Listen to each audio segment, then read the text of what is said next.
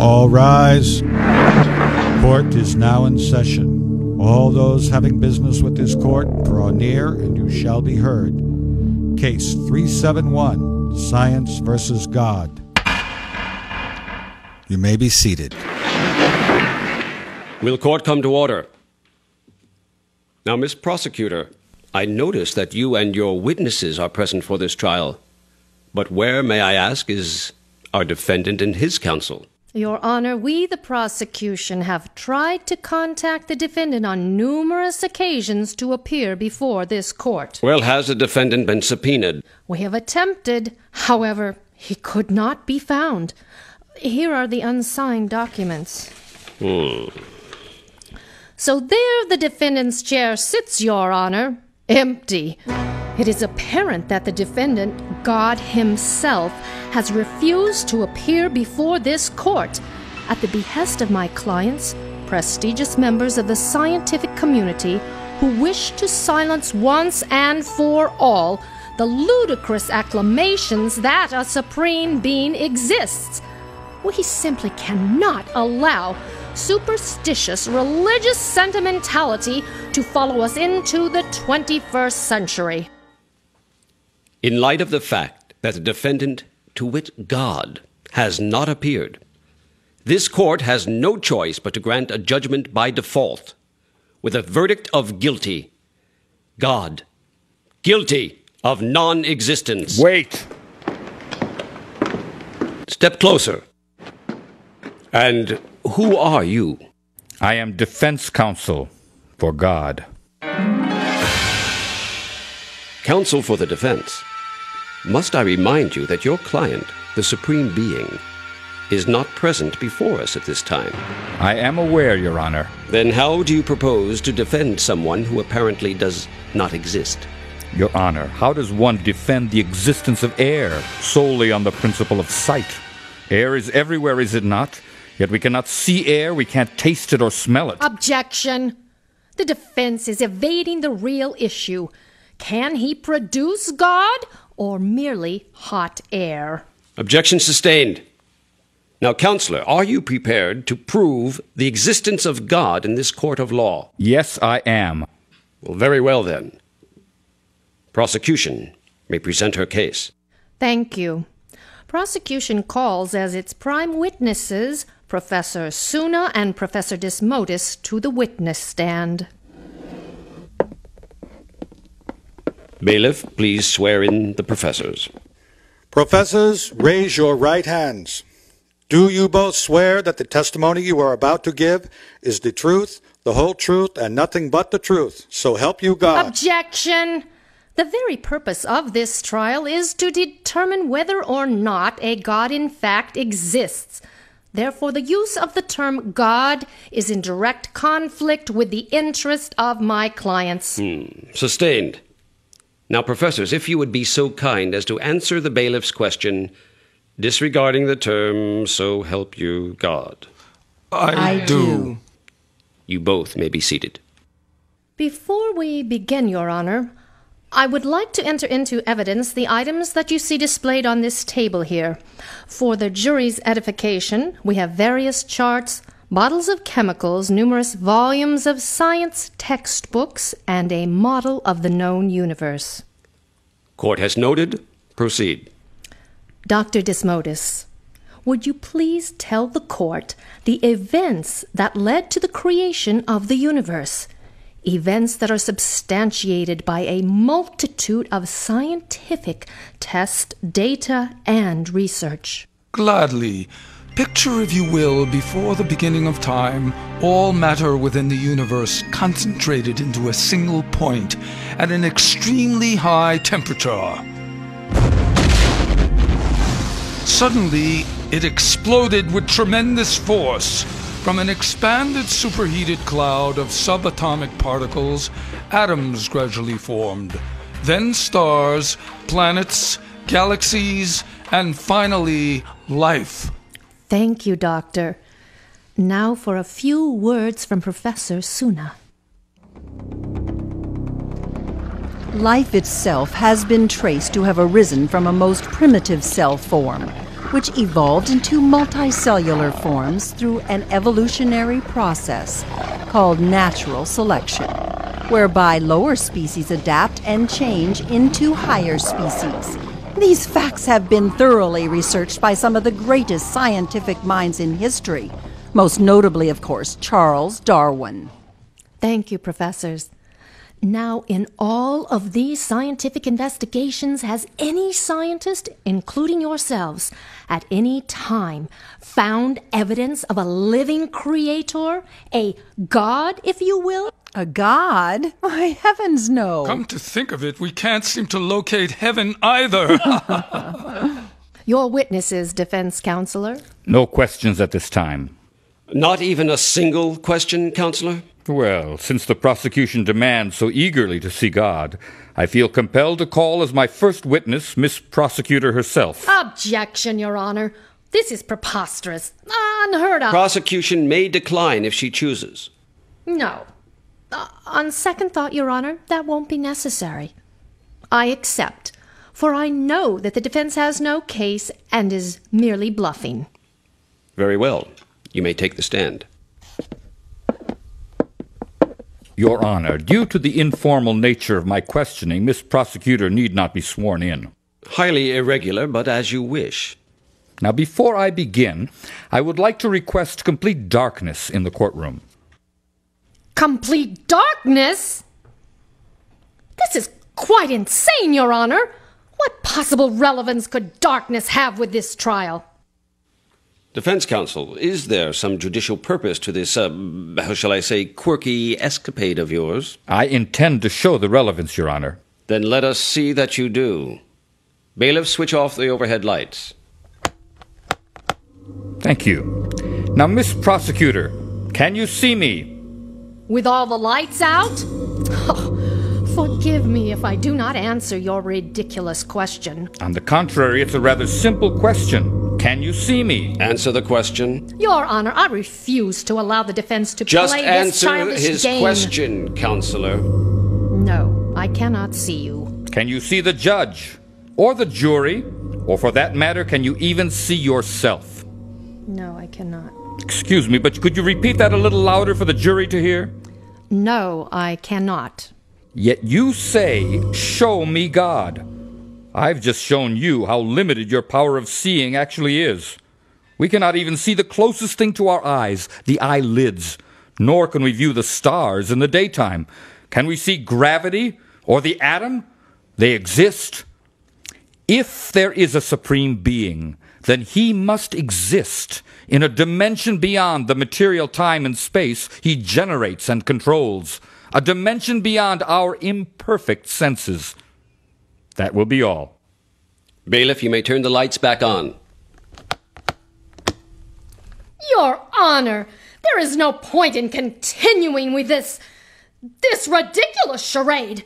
Now, can the defense produce some tangible evidence as to the existence of God? Or does he admit utter defeat? It's a rather simple question. Counsel for the defense, we have heard from the witnesses for the prosecution. It is customary to cross-examine. Do you not agree? Yes, Your Honor. Defense at this time calls Professor Suna to the stand. Professor Suna. So, Professor, life evolved from chemicals through a process of natural selection. Charles Darwin, am I right? That is correct. Professor, how is your vision? My vision? Why, it's average, I suppose. Why do you ask? I am now holding up in front of you a book borrowed from the table containing all your exhibits. I was wondering if you would please read this sentence for me. I can't. You can't? But you just said your vision was average. You happen to be holding the book in the shadow of that ceiling fan that's whirling above us. Oh, I'm terribly sorry. I'm now moving the book into the light. There, is that better? Much better. I can read it now. To suppose that the eye, with all its inimitable contrivances for adjusting the focus to different distances, for admitting different amounts of light, could have been formed by natural selection seems, I freely confess, absurd in the highest degree. Who wrote this? Your Honor, prosecution demands to know the source of this most unscientific remark. Yes, give me that book. I want to see the author's name. Certainly. His name is right here on the cover. Charles Darwin? Yes, Professor. You have just read an excerpt from The Origin of Species written by Charles Darwin himself. Now, if you stop and think about it, how does something as complex as the eye evolve? We have the iris, which opens and closes the pupil, admitting varying amounts of light into the eye. Specialized muscles adjust the focal length of the light onto the retina, which sends visual images via the optic nerve to the brain. So as you can see, the eye represents a highly sophisticated system that would obviously necessitate all of its parts being created at the same time. And that would require intelligence from somewhere, from someone. Would it not? Move to strike. Calls for speculation on the part of the witness. Motion granted. Professor, in your testimony concerning the theory of evolution, you mentioned a process by which the lower species adapt and change into higher species. Yes, the technical term for that would be natural selection. Natural selection. But doesn't the word selection mean choice? Obviously.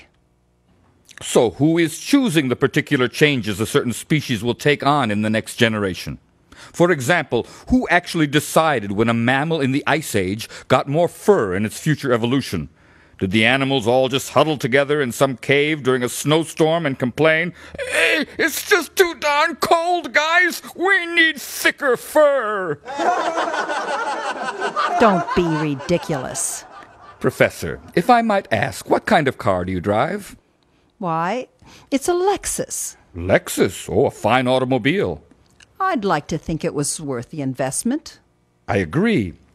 But suppose I were to tell you that one year your 8-cylinder Lexus just decided on its own to upgrade itself to 12 cylinders. Your Honor, must the jury be subjected to this silly rigmarole perpetrated by the defense? Despite all appearances of being silly, defense may continue, provided this line of questioning leads somewhere. Well, I admit a self-evolving engine is indeed a silly notion. But what if a group of intelligent people at Lexus Corporation had a meeting and decided to change the engine for the upcoming model? Makes more sense, doesn't it? So again, when you say natural selection, I ask, who is selecting? Do chemicals decide to alter themselves? Yet again, that would actually require intelligence, not to mention the immense power to actually carry out that change. Your Honor, the defense is trying to sway the jury by means of faulty comparison. Why, equating evolution with automobiles is like comparing apples with oranges. I agree. You've made your point, defense counselor. Now, shall we move on? Certainly. Oh, but one more thing, Professor. If higher species evolved from lower species, as Darwin and you claim, why do the lower species still exist? I'm sorry, I do not follow. Humans are supposed to have evolved from the ape, correct? Correct. If that is true, then tell me why, at the present moment, we see both the human and the ape existing side by side. Why is the ape still here, unchanged? And why do we never see a monkey giving birth to a human? Because, sir, only some members of various species evolved, while others remained consistent with their ancestors. This is technically called random variation. Oh, random variation. Very clever. But how do you explain the fact that not one paleontologist in history has ever discovered a fossil of one species turning into another species? Not one. All you've got are theories. Darwin's statements are facts. Speculative possibilities without experimental confirmation is not fact. It is not science. Are you questioning my integrity? Sorry, Professor. Sounds more like you're just waving a magic wand, and presto, random variations. No further questions. This is outrageous. Of all the nerve, really. Professor, you may step down now. Speaking of waving a magic wand, perhaps the defense would produce his client for us. Now that would indeed be magic. Until then, my client's testimony stands undefeated. That the universe was created by an explosion, and that life evolved from chemicals through a process of natural selection. In rebuttal to the prosecution's remarks, I wish to enter into evidence Exhibit B. Very well. It's right here, somewhere in my attaché case. What seems to be the problem, Counselor? Well, it appears to be stuck in the case. If I can just Counselor, pull we it are out. There! Oh no! He's got a stick of dynamite! Somebody do something! Dynamite! We're all gonna die! We're all gonna die! Counselor, I demand you put that dynamite out this instant. Please stop it! Bailiff! Drop it or I'll shoot! It's all right, everyone. Calm down. No need for alarm. This dynamite in my hand is only a stage prop. Bailiff, you can put the gun down now. See, the dynamite has a hollow bottom. Unless you have a good reason, and I mean an excellent reason, for pulling such a deplorable stunt, I'm going to have you sentenced for contempt of court. Now, do you understand? I do. And there is a very good reason for my actions. In order to make my point more valid, I needed to exercise the element of surprise. And what point might that be? That you are a lunatic far crazier than we first imagined? How can you justify frightening all of us like this? Why were you so frightened, Miss Prosecutor? In fact, why was everyone in this courtroom startled and shocked witless when I pulled out this fake dynamite? Why, Professor Desmodus here practically jumped out the window. I did no such thing. Could the reason possibly be that everyone in this courtroom knows that dynamite causes explosions? But why the alarm? According to the prosecution and her illustrious scientists here, explosions create order, logic, and ultimately a well-planned and self-sufficient universe. Ladies and gentlemen of the jury, contrary to what these mentors of science would lead us to believe, explosions create destruction, havoc, chaos, devastation. And that is my point, Your Honor. To assume that an explosion created this universe would be like saying that these college textbooks on the table here were created by an explosion in a printing shop. Besides, the Big Bang Theory leaves one major question unanswered. For an explosion to occur, there first must be something to explode. Where did that something come from? Where? Believe it or not, this theory propounded by modern atheistic scientists is currently taught as fact in all the major colleges and universities throughout the world, and no one is questioning. No one until now. How dare you stand there and attack the established academic institutions of science? Why, the theories taught in these universities... See, you yourself call them theories. They are an accumulation of centuries of investigation and form the very root of this nation's technological heritage. The audacity of such a challenge. I am not attacking the scientific community as a whole. Actually, science has produced many wonderful discoveries.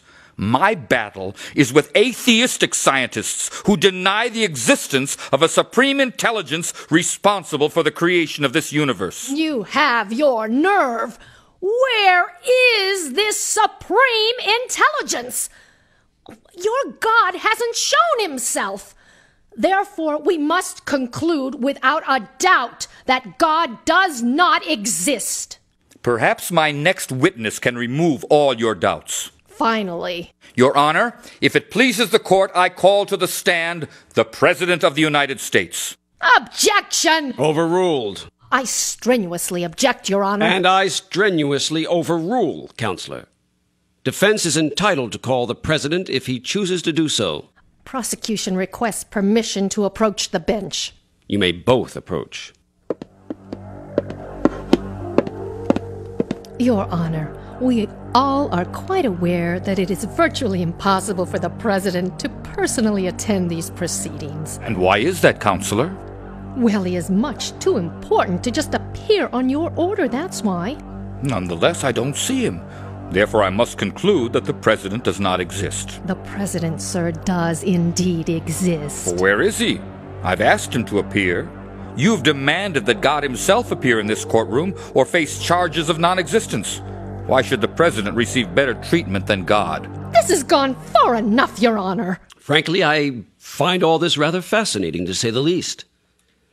Now, shall we resume this trial? I wonder, Did it ever occur to the prosecution that the primary reason the President of this United States hasn't shown is not because he's too important or too busy, but because I haven't established a relationship with him? Relationship? What nonsense is this? Let's say I had given the President $2 million for his last presidential campaign.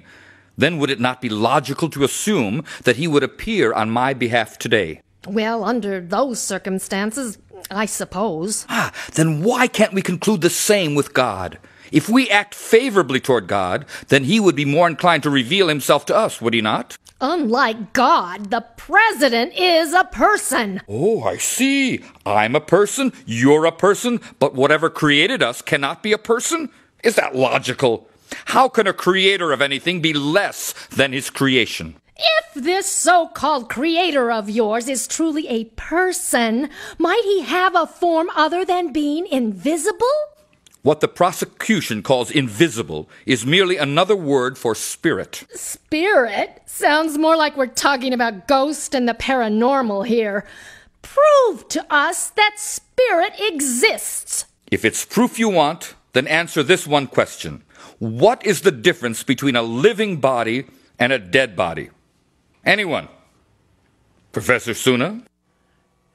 Technically, the heart would cease beating in the dead body, and the brain would stop functioning. Dr. Desmodus? Well, it's obvious that the respiratory system of a dead body would be inactive, as would all motor functions. Well, that's all true. But the main difference is that there is no consciousness in the dead body, which is the exact reason why the heart, brain, and motor functions would cease. I could chop up a dead body, and it wouldn't protest. But if I touch even one hair on Miss Prosecutor's head, what happens? A slap in the face. So this consciousness, which gives the body the appearance of life, is actually the symptom of spirit, and the Supreme Spirit is God. The prosecution would like it noted that we have given numerous facts supporting our position, whereas the defense only gives vague terms such as spirit, and still we have no God. Give us the facts. Facts? You call the biased testimony of your witnesses facts? As a matter of fact, I do. The only fact is that in your ignorance you fail to see... For your information, I am the only one here with witnesses. Order in the court. I will not have another outburst in my courtroom. Do I make myself clear? Yes, Your Honor. Sorry. And furthermore, might I remind you two combatant lawyers that it is a jury's duty to decide who has given the facts. Now, shall we continue? At this time, the defense would like to cross-examine Dr. Desmodus. Dr. Desmodus, take the stand. Now, Doctor, you stated earlier that in the beginning all matter was concentrated into a single point. It exploded, creating stars, planets, galaxies, and finally life. These are your own words, are they not? Yes, not only my words, but the words of the majority of the world's scientists. Oh, I see. So in essence, what you and the majority of the world's scientists are saying is that everything, including life, came about by accident or chance, with no supreme intelligence behind it whatsoever. That is correct. On what authority do you base these facts? Why, by virtue of recent breakthroughs in cosmology, molecular biology, and genetic engineering, to name but a few. Oh, I see. And it is from these breakthroughs, is it not, that science claims that all life arose from chemicals? Yes. If indeed life came from chemicals in the past, then why isn't life coming from chemicals now, in the present? Well, because, sir, life evolved. Oh, I see. Formerly life came from chemicals, but now life comes from living beings. These living beings you speak of, sir, are nothing more than the combination of chemicals. Why, any high school biology teacher could tell you that. If we are simply a combination of chemicals, as you insist, would you be so kind as to demonstrate before this court how life originates from chemicals? You wish for me to create something now? Yes, that is your theory, isn't it? Life comes from chemicals. Well, prove it. On this table next to you sit bottles of chemicals that you have brought as evidence to substantiate your creation theory. I see a vial of blue powder, and here's a flask of greenish liquid, and some yellow gel. Simply open these bottles, mix the chemicals, and create something. Anything. An ant, or a leaf, or even 1 grain of rice. Are you not aware that through the science of cloning and extrauterine insemination, we already have created life? No! You merely take an egg or sperm from living humans. Living humans, do you not? I'll take your silence as a yes. Ladies and gentlemen of the jury, science has taken what was already alive, given it an artificial environment to develop and grow in, and this they call cloning or creating life. Life comes from life, and the supreme source of life is God. Now, Professor, I'll repeat the question. Can you create life now? As I said earlier, we are currently cloning animals by breaking the codes of DNA molecules, which are the very building blocks of life. Breaking the codes? But you said life arose by accident. Now you speak of codes. I'm quite aware of what I said. You're just trying to juggle words to make me more and more confused. Really? Are you then suggesting the existence of accidental codes? If it takes so many teams of scientists to unlock these genetic codes, then what makes you think no intelligence was required to make the same codes? I'll ask you one more time. Can you, Professor, create life now in the present? Very soon in the near future, science will Sorry, have... Professor. No post-dated checks from the science community today, thank you. Just answer my question. Can you create life? No, we cannot. Then how do you know for certain life evolved from chemicals? Isn't it true, Professor, that atheistic scientists are cleverly misleading the innocent public with these false theories? No. And isn't it true that by claiming you will one day create life, science is in effect trying to take the position of God? That's a lie. Isn't that what this trial is really all about? No. Objection! The defense is badgering the witness. Sustained.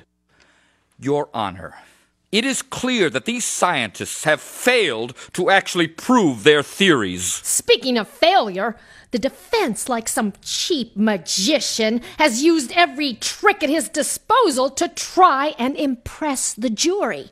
From his darkness routine to calling on the President of the United States. Oh, and let's not forget the most juvenile dynamite episode, as hollow a strategy as the dynamite itself. These tricks, as the prosecution labels them, were used merely to focus on the fact that scientists' theories lack logic and reasoning. All useless ploys if your own client, the mysterious supreme person, cannot be found. Ladies and gentlemen of the jury, my clients say the universe has no creator behind it, but that if any creator or God exists, then let it be called chance. Chance? Not meaning to interrupt your little speech, Miss Prosecutor, but the term chance doesn't really explain anything about the creation. It merely tells of a condition. Take this coin, for example. If I toss it in the air many times, chances are it will land 50% of the time on heads and 50% of the time on tails. We call this a 50-50 chance. But that term chance doesn't tell us anything at all about the construction of the coin, or where it came from, or more importantly, who tossed the coin in the air in the first place. Prosecution grows weary and calls for the defense to produce one concrete witness to refute the arguments of our distinguished professors. Defense counsel, do you actually have any real witnesses? Not at the moment. Not at the moment. I didn't think so. The prosecution rests, Your Honor. Thank you, Miss Prosecutor. Now, defense counselor, do you at this time rest your case? Well, not yet. There is one more thing. Defense requests that prosecution's Exhibit Number 1, in particular the model of the universe sitting on that table, be now entered as defense's Exhibit 2. I strongly object to this request, Your Honor. Any reason in particular? Isn't it evident that the defense is only stalling for time? He's blatantly trying to confuse and wear down the jury in hopes that they will give in to his twisted logic. I am finding it very difficult, given these laughable circumstances. The defense has not produced one shred of evidence, not one witness who can corroborate his position. He has persisted in making a mockery of the entire judicial system from the very moment he walked in through the front doors of this courtroom. Please, contain yourself, Miss Prosecutor. Now just try and relax, and that is an order. Now I understand your feelings. However, I am prepared to give the defense every possible latitude in order to try to prove his case. After all, we do have God on trial. Now let it be noted, and I hesitantly grant this motion, but the defense may use prosecution's model of the universe as his Exhibit Number 2. Thank you. Defense counsel, just what does this model have to do with the case at hand? Well, your model of the universe closely resembles a model of the solar system that was in Isaac Newton's possession in 1704. Is that all? Do you see, Your Honor, the futility of the defense's ludicrous strategy? Will prosecution please remain calm? I demand the defense reveal the reason, if any, as to why our model reminds him so much of the one built by Isaac Newton. Oh, I'm terribly sorry, but I distinctly do not recall saying that Isaac Newton built his model of the solar system. You most certainly did. No, I didn't. I said this model resembles the one that was in Sir Isaac Newton's possession. As a matter of fact, according to Isaac Newton himself, his model came about by an accidental explosion in his laboratory. An explosion? Stop insulting my intelligence. Newton must have been joking. And why is that, Counselor? Because it's crazy. Crazy? Now you're calling Isaac Newton crazy? If you insist. Why? Why, Counselor? Because an explosion couldn't produce a model of the solar system. It's impossible. Go on. Please finish your sentence, Miss Prosecutor. Yes, by all means. Complete your sentence. The word you were trying to say was impossible, was it not? And if you find it impossible to believe that a mere toy model of the solar system could have been created by chance, then how can any intelligent person be expected to believe that this gigantic, real universe also happened by chance? It is interesting to note that Isaac Newton did in fact use a similar model to make the same point to a number of colleagues who also believed that the universe had happened by chance. And just as in this court, we can understand that behind every law there is a lawmaker. Why then should there not exist a supreme lawmaker behind all the laws of nature that scientists have discovered with their fertile brains? Strange, no one in this courtroom ever stopped to ask, who created the brain of the scientists in the first place? Your Honor, the defense rests. Very well. Now, ladies and gentlemen of the jury, you have heard the testimony of both the prosecution and defense in the case of science versus God. It is now up to each and every one of you to reach a verdict in these matters. We eagerly await your decision. Court is adjourned.